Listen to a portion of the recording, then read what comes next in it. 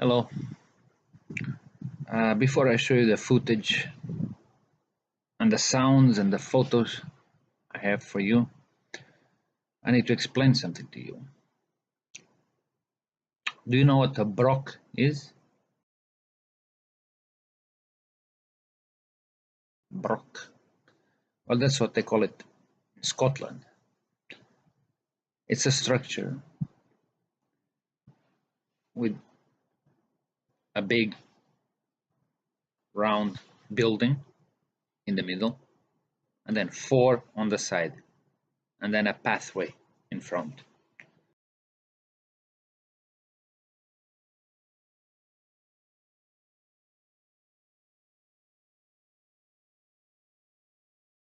This structure is more or less equal all over the world. They are all over the world. These days, most of them are in ruins and many disappeared. Like I said, in Scotland, they call it a broch. Throughout the world, they have different names, but they existed everywhere. They went out of fashion a few hundred years ago. These places is where Met hybrids and Lash hybrids used to do sacrifices, human sacrifices, and the sacrifices of Caricious hybrids. Like I said, they existed everywhere around the world, and they can still be found in different states of destruction. Um, they were found all over the world. Today's video is related to that. You will see also one of these structures in what you now call Zimbabwe. There's quite a few in that area of the world. Zimbabwe, Mozambique, north of South Africa, and there's a reason why it exists there. I'll explain a bit later. And the ones in Africa are very dilapidated. There's a lot of things missing because, like I said, they went out of fashion a few hundred years ago, and people started taking off, the stones, the rocks to build their own houses and to build fences around their property. So most of those structures are almost non-existent, but there are still a few. These structures, like I said, there's always a big round building in the middle, a bigger one round in the middle. Then there's four towers and then a passage in front. In some areas they were bigger, in some others they were smaller, and others are very small, all depended in the area. If it was an area, a rich area, it would be a big complex, big structures. If it was a poor area, it would be much smaller. In some areas, in fact, there was not even a structure. They would just grab some rocks and do on the ground the contour of those five buildings and the passage, because they had no money, or time or people to build huge structures. So, but they exist everywhere, everywhere. And like I said, they existed to do sacrifices, human sacrifices, Karishizabri sacrifices. And after a while, those things went out of fashion. The other side, I don't know why, but they decided, I don't know, took too long to build, or it was too expensive, or no point. And the other side makes these sacrifices, still human sacrifice, Karishizabri sacrifice, all the time. They have certain days of the year.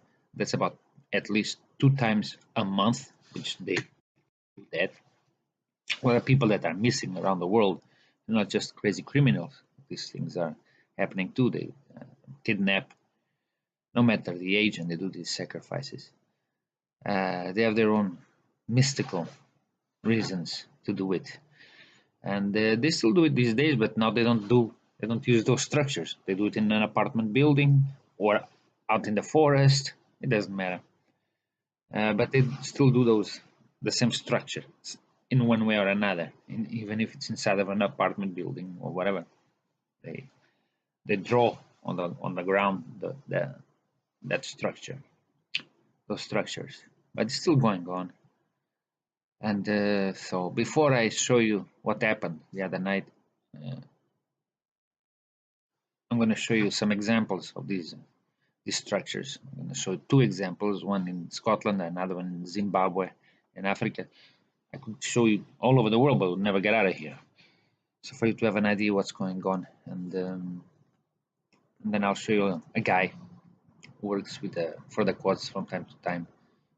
Goes around the world giving some lectures about history, and he also tells an interesting story how history is changed. True history is changed all the time.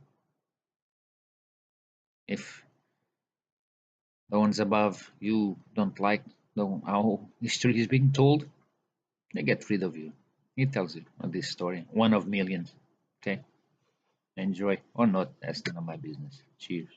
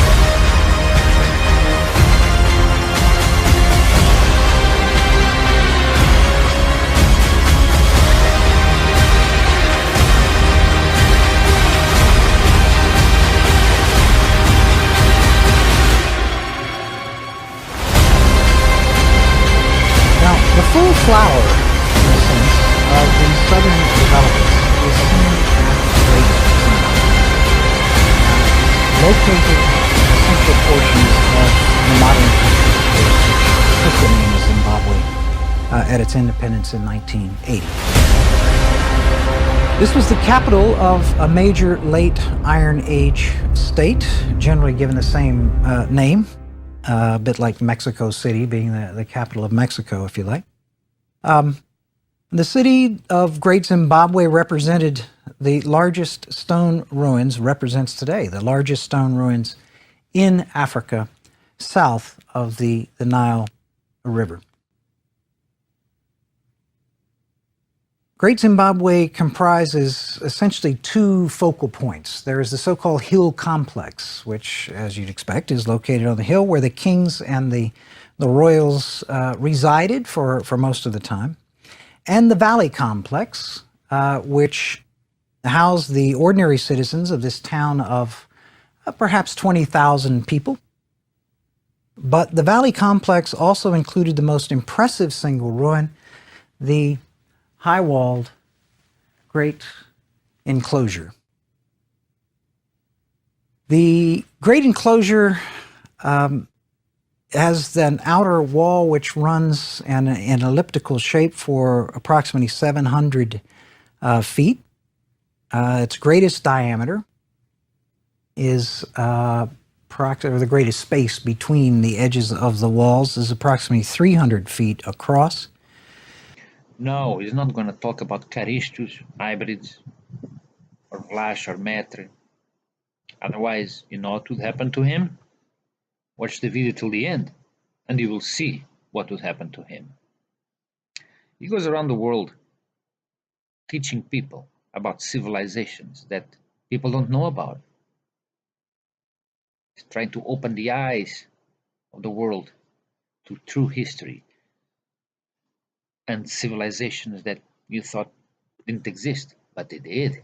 And there's plenty of them in many places that have been erased from history, erased or belittled. It's full of lies. History is full of lies. I'd say 90% of it or more. Keep watching, you'll understand. This man goes around telling people about things they don't know from a human perspective, so people know human history, not Caristus history, but history nevertheless. True. Keep watching till the end. If you want, you don't. I know my business.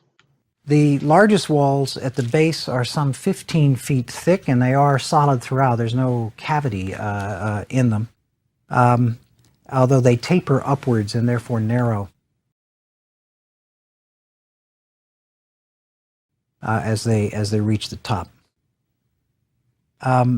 This is the largest single structure by a considerable margin in pre-colonial sub-Saharan Africa.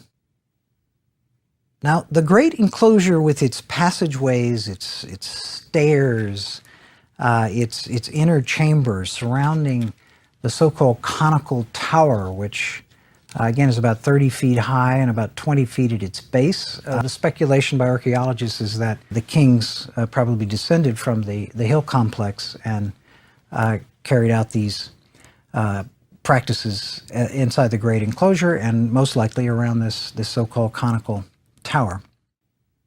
Millions of blocks of stone went into the walls of Great Zimbabwe. It must have taken many years, probably, certainly we can talk about decades to complete, which was accomplished by about the year 1300 or so. Archaeologists believe that the largest buildings here are designed primarily to convey the power and the prestige of the rulers, almost by cloaking them behind these walls and imposing or imparting an air of secrecy and mystery. And, you know, to visit this place, it certainly does emit this aura of mystery. European architecture, of course, long ago became quite concerned with the straight line, the sharp corner, often the right angle corner, et cetera, and obviously this created some masterpieces. This is very different.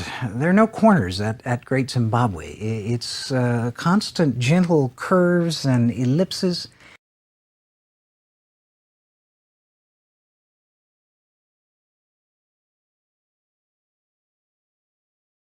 Often, particularly in the hill complex, the constructions of the humans are, in essence, blended into. This is very different. There are no corners at Great Zimbabwe. You have this combination of sort of the human injection of construction. When I say mysterious, you know, if you go go inside the Great Enclosure and down a passageway which lies between the outer wall and an immediately parallel inner one, and leads over a course of 200 or 300 feet into this kind of inner sanctum of the conical tower, That's quite an experience. First of all, the sun, because it's such a narrow passage, very rarely hits it. And you walk in there and suddenly, the temperature is about 10 degrees cooler. It starts out at probably about 8 feet wide, but it continually shrinks and narrows so that by the time you finally see the tower in front of you, and it's barely as wide as your shoulders. Now, why did these tunnels, these narrow passages, are wider at a certain point and it gets narrower and narrower and narrower?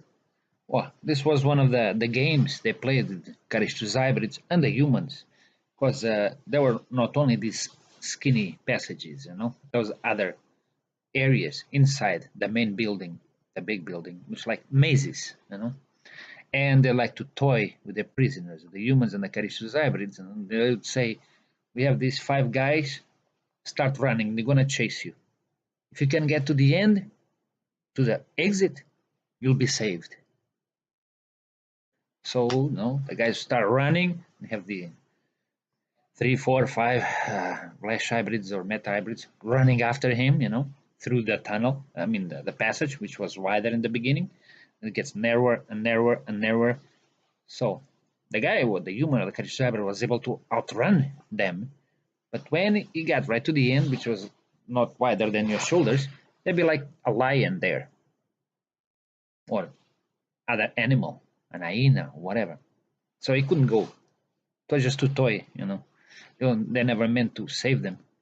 It was a sacrifice. They would kill them anyway. But there was all these kind of games they would play.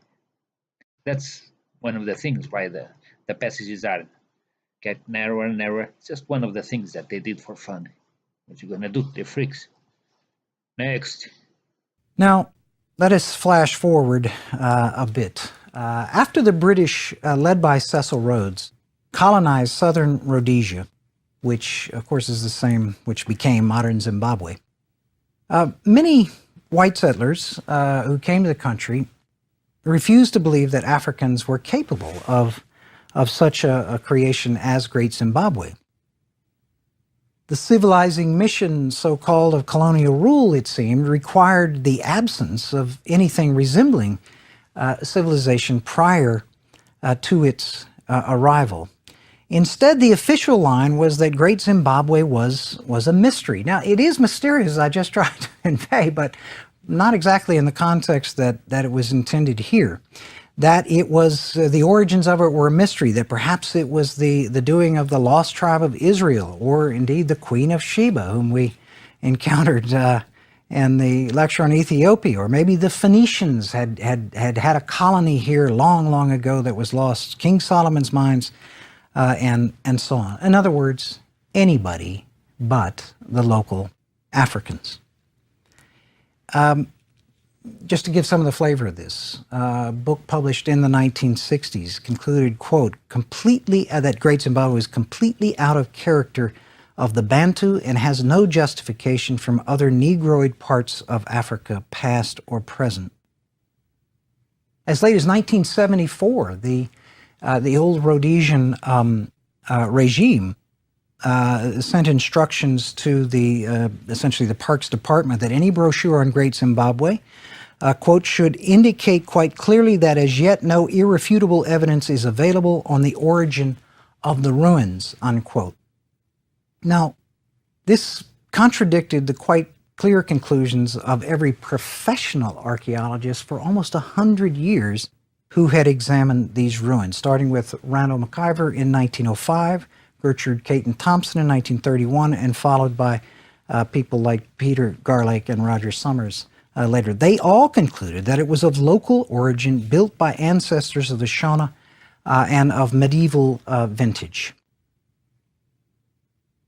For one, part of the evidence for that is that, as I mentioned a moment ago, Great Zimbabwe is not unique. It's simply the largest of some 200 of these Zimbabwe small z's.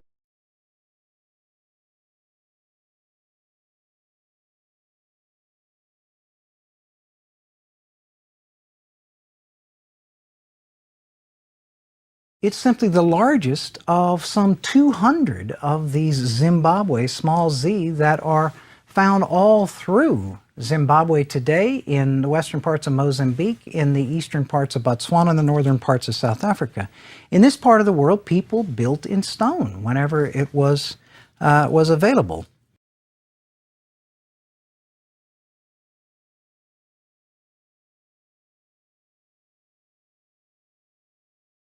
Roger Summers, who was as a fine archaeologist and eventually had a sort of precarious position because his salary was paid by the Rhodesian government in the 1970s, and he commented at one point that anybody who questioned the notion of external construction of this, that this had been done by outsiders, in Summers' words, quote, was met by anything from polite incredulity to downright abuse.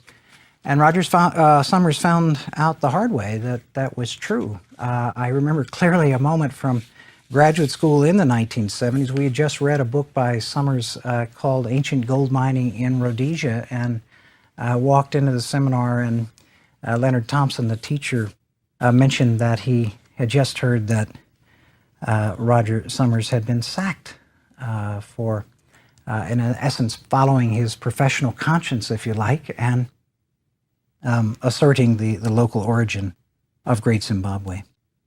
You want answers? I think I'm entitled. You want answers? I want the truth! You can't handle the truth!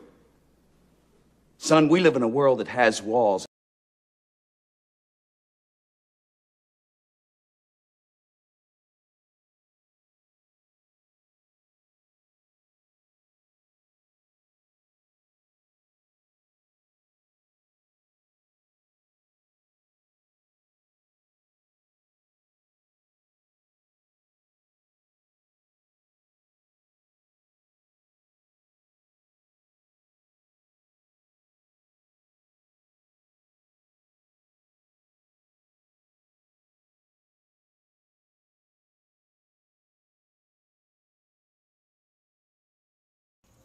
This is not the way we should do it. I propose we finish it now. The moment of truth. Not the entire truth.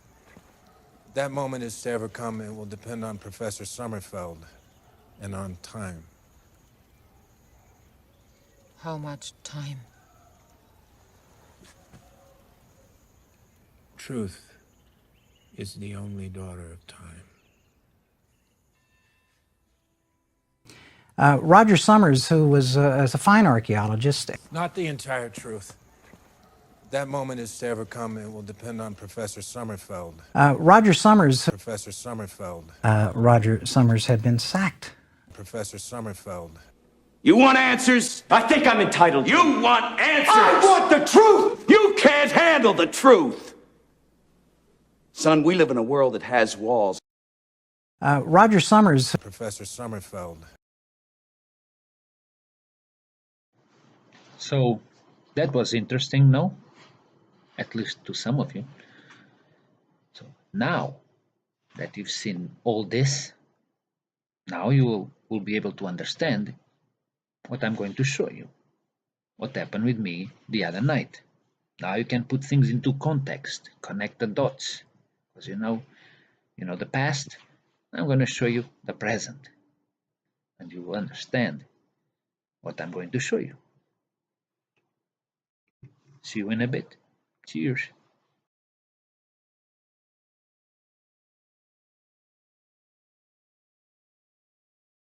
For the best experience, use headphones.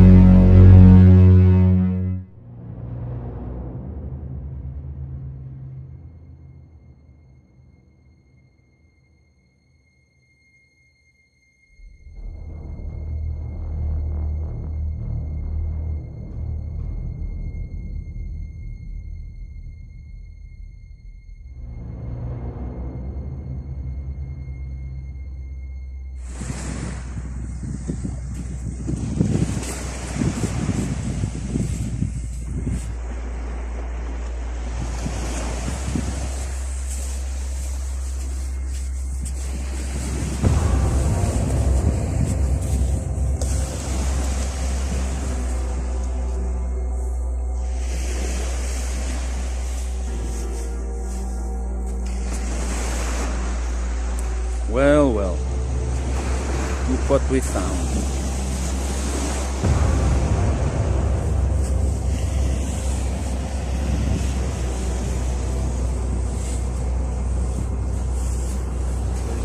I know what this is. I've seen it before in other places.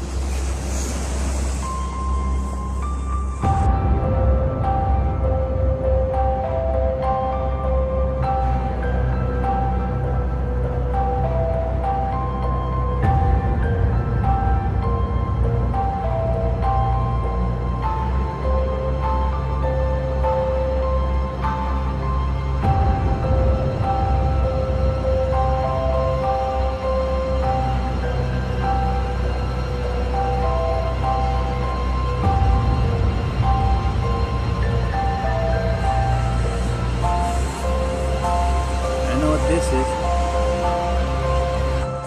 I've seen it before in other places.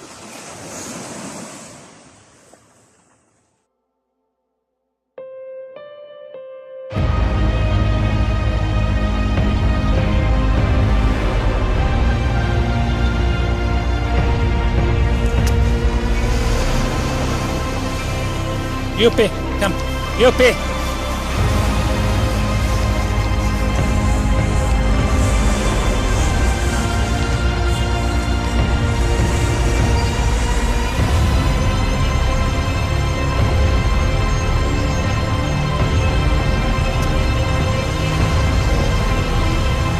Yuppie, come, Yuppie.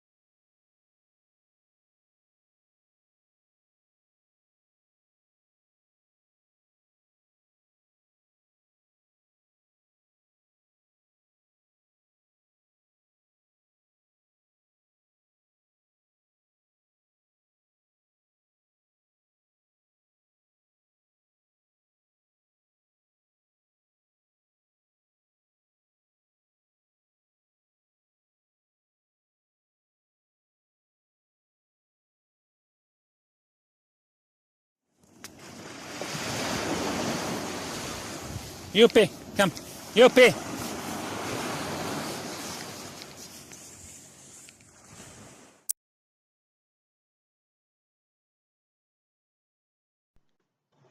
Now, at that time, I didn't see, because it was too dark, I didn't see a person walking near me, relatively near me, relatively.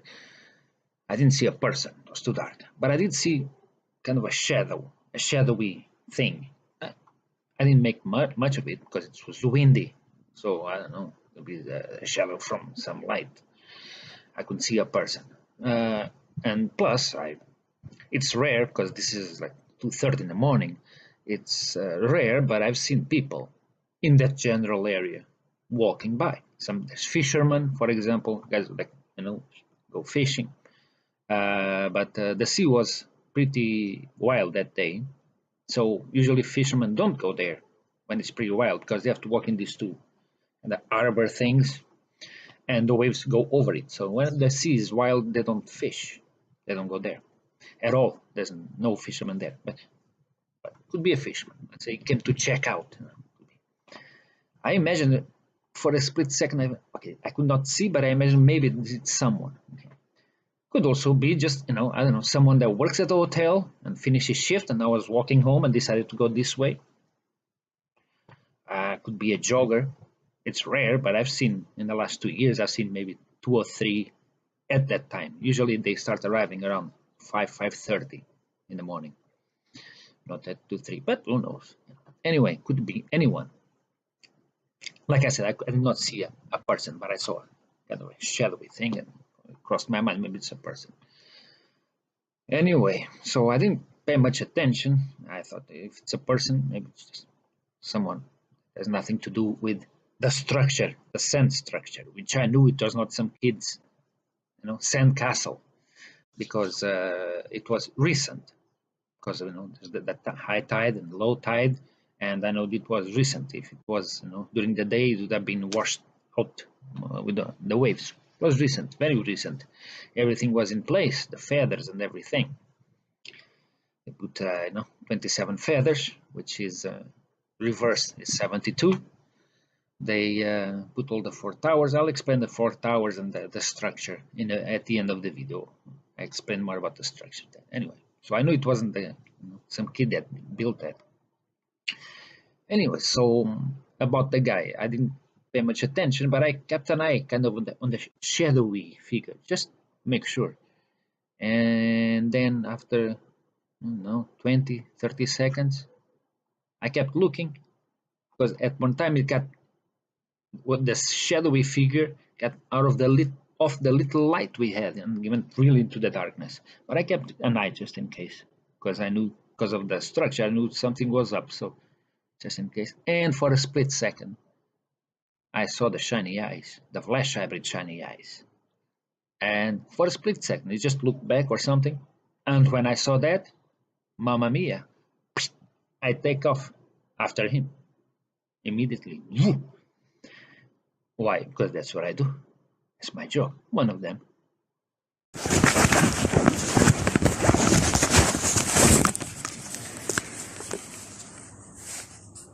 So I ran another, after what you saw in the footage, I ran another, 300, 400 feet until he got into the woods. He got off the beach, went up a ramp, and got into the woods. And that's pitch black.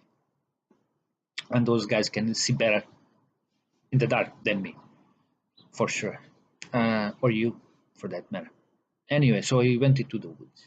So I knew it was a Flash hybrid at that time. So there's a Flash hybrid. There's the structure, the sacrifice structure. Something is up in this area right now. And oh, by the way, it was not because I was walking by that they built the structure. No. Crossed my mind. These guys knew that I was coming through this area, or guessed, because I've been there several times, many times, that route. And I thought maybe they built it here just to spook me out, to give me a warning, to threaten me or something like that. He comes across this and gets, oh shit. I thought that maybe they did it for me to see, but it wasn't. It wasn't for me to see. There was really a sacrifice going on. How do I know that? Because we have vans that go around for hundreds of kilometers around here. We have 2 vans. I wish I had 10 vans, but I only had 2. And they go around, especially in areas where there's a lot of Flash hybrids to hear. They go right inside the van and they hear. They point at the house. They point at the people. They hear everything, even things they don't want to. Conversations, and to get some intelligence information. And the next day, they did hear a conversation that of 2 or 3 Flash hybrids talking about that sacrifice. This had been planned. It's one of those special days for them. So it had nothing to do with me. I just happened to be going that way. I could have, like I said, I had 3 routes. I had 3 routes to choose from to go to that hotel, and I chose that one. I could have gone the other way. One of 3 that I chose that one. So it was, I just stumbled across. Unless someone pushed me to go that way, I don't know. But apparently not. It was really a ceremony that they were having there. I just bumped across that situation. Anyway, like I was saying, so I ran after him. He went into the woods. And I stopped. Several reasons. I didn't know how many guys were with him there in the woods. 2? Or was he with 2 guys, or was he with 20 guys? I didn't know. And they see a lot better in the dark than me. So I thought, maybe not. If I had another 2 or 3 guys, we would have gone. Even just 2 or 3 guys, even if they had 20, yeah, let's go. But me alone, running into the woods, the dark woods, up to like 45 degrees, who knows what's there? And I said, no, another day. And so I stopped. I stayed there for a little while, but where I was, you don't hear the waves as much, so it's pretty quiet up there. And I could hear him running in the woods. And I heard him screaming. So he wasn't alone. There was someone there. They were doing some screams. I caught some of it. They screamed more, but then I left. But listen, this is them screaming. His friends screaming. Happy or mad, I don't know. Starting ceremony, I don't know. They were screaming. They had freakier screams before this one. Freakier. But I only caught this.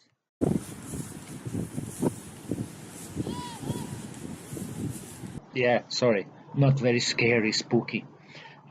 They were doing that, a lot of kind of screaming wild, and then, but I wasn't recording. Then I grabbed the camera to record, and I only got this. And so it was like the ending of their screaming. You know, they're like,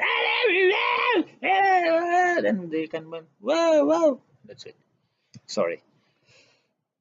Not as scary for sure as John Lennon's wife Yoko Ono performance.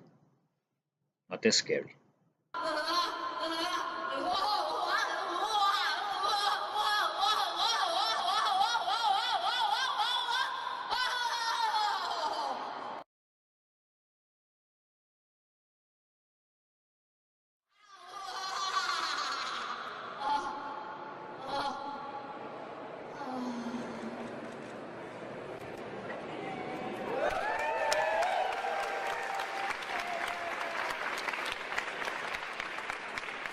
Those people paid good money for that.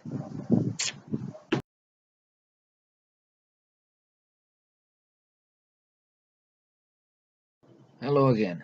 So, I didn't go into the forest like I told you. I started walking towards the sand structure because I wanted just to go there, destroy it, and leave to go to my meeting. Anyway, when I left the wooded area, I walked back to the beach. I got a phone call, so I wasn't recording anything. I was on the phone for a few seconds. I was talking with the guys at the hotel. They were waiting for me. I was already late, and I hate to be late for anything. And so I talked to them, and I said, I'll be right there in a few minutes. I'm just doing something here. And so I was walking while I was talking with them. Finally, when I got to the sandy area, to the beach, I turned on the recorder on my phone. The weirdest thing happened. Not the weirdest thing has happened to me, or I've seen, or I heard, but weird anyway. The moment I turn on the recorder, I hear this woman, loud, as if she was right here by my face, crying or sobbing, like, No, there was nobody having sex at the beach. There was nobody there. It was crying or suffering sound, pain, like, just 2 times. Right here, it was loud, as if it was right by my face. It was freaky, because it's so clear. Just imagine a person right in front of you, twice, in pain, sobbing, crying in pain. And then I kept on going. Weirdest thing is that when I went back home and I went through that clip, it's about 3 minutes long or so, I knew that I had recorded the sound, and I did. But wait, I did record the sound. But the thing is that when I went to check the footage again, half of the footage you can barely hear. You can barely hear her going, or my voice, because I was talking as I was walking back to the sand structure. I was talking, and my voice is muffled as if I'm mumbling. And suddenly, about 2 minutes later into the clip, my voice goes back to normal.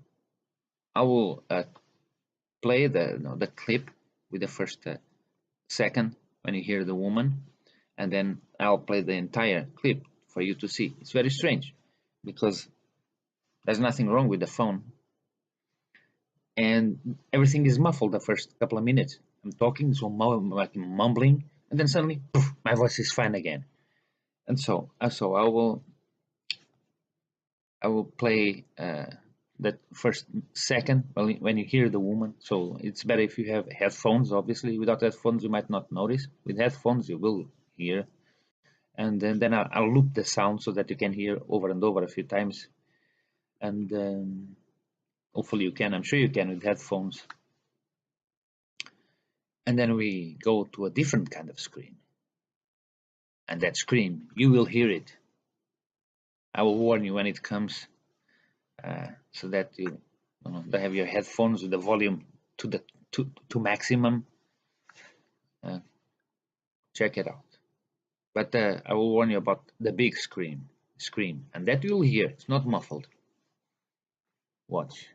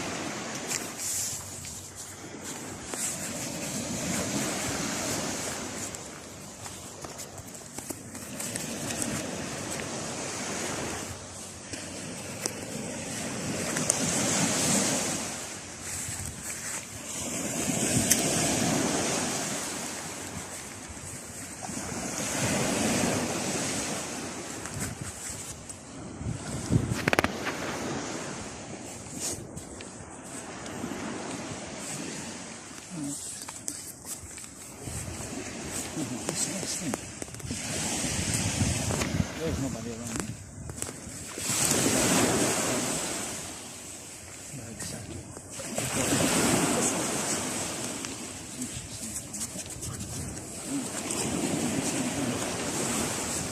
There's nobody. Hundreds of, 200 meters, 600, 700 feet. Nobody. I clicked into the right. The button just and I hear this.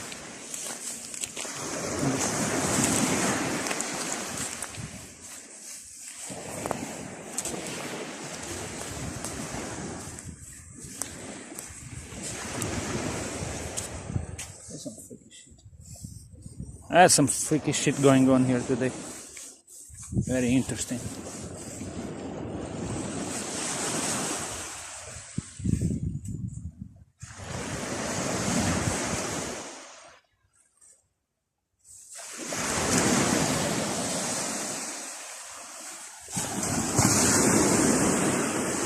Never a dull night or day. I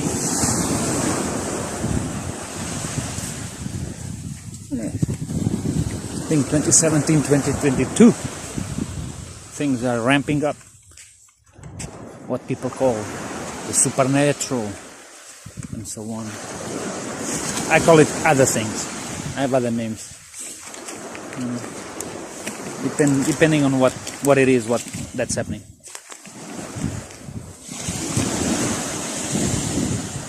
So now we're by the sand structure, and my dog Yuppie starts acting all freaked out.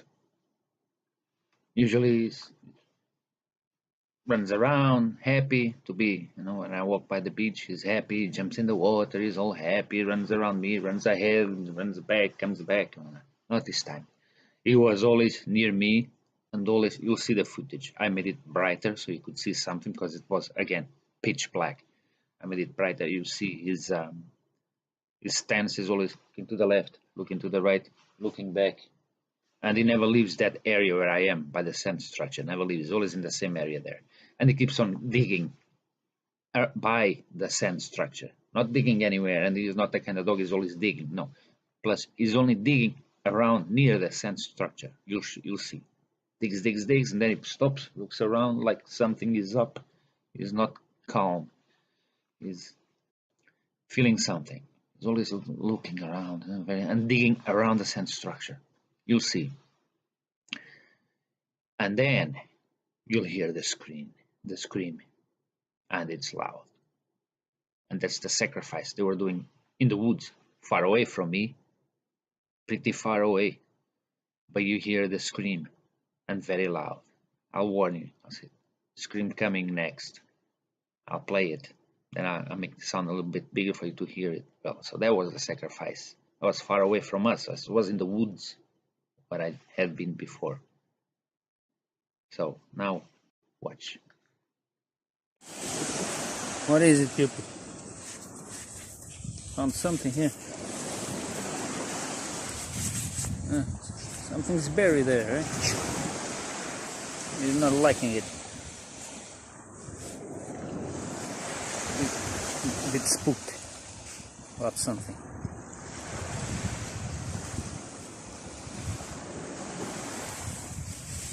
Hey, Yuppie. What? Something is up.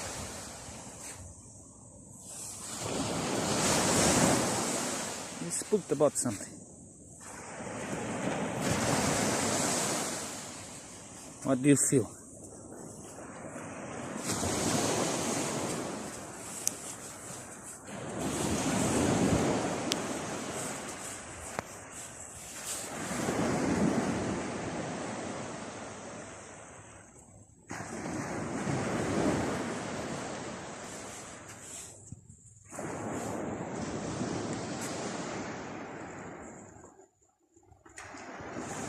What is it?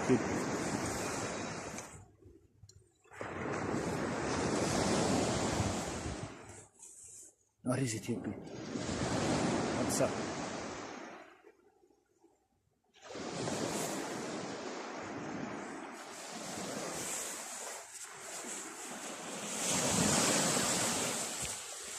What is it?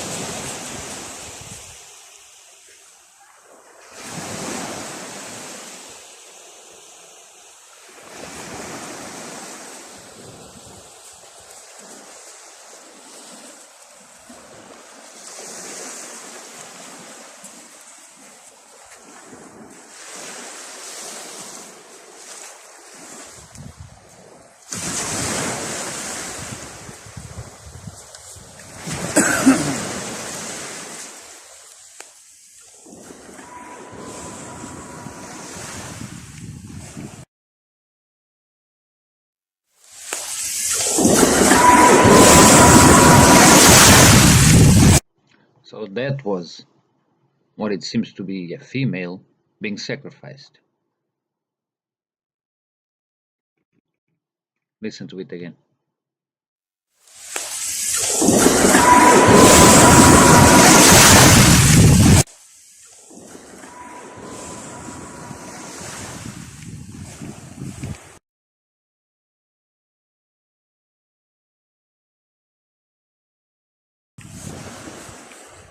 Did you hear that?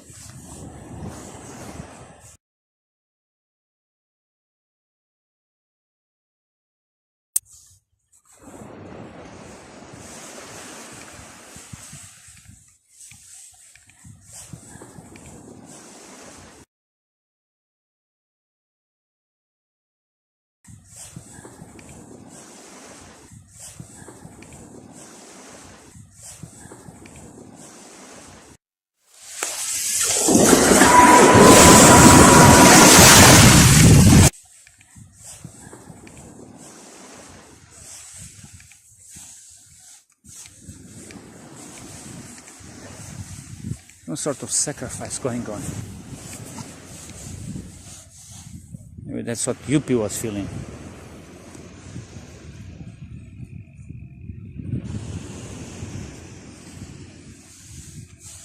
Yuppie, come.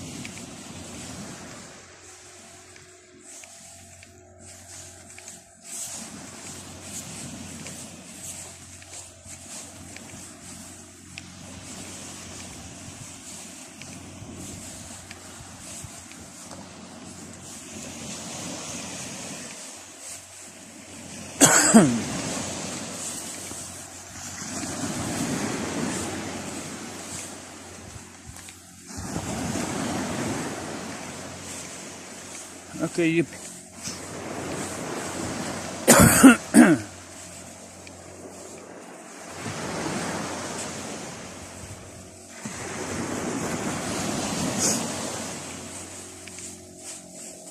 Okay, Yuppie, go have your bath and jump in the sea and let's go somewhere else.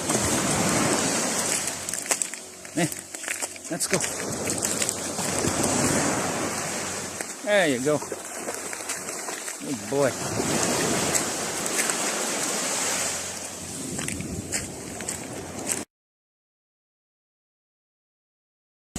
Okay, Yuppie. Have to go.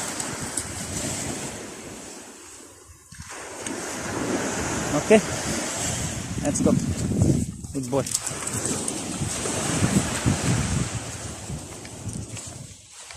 Let's go say goodbye to the tomb. Yeah. Fuckers. Let's destroy that shit. Good boy. Destroy. Yeah, good boy, you. Destroy all that shit. Good boy. Yeah, let's go.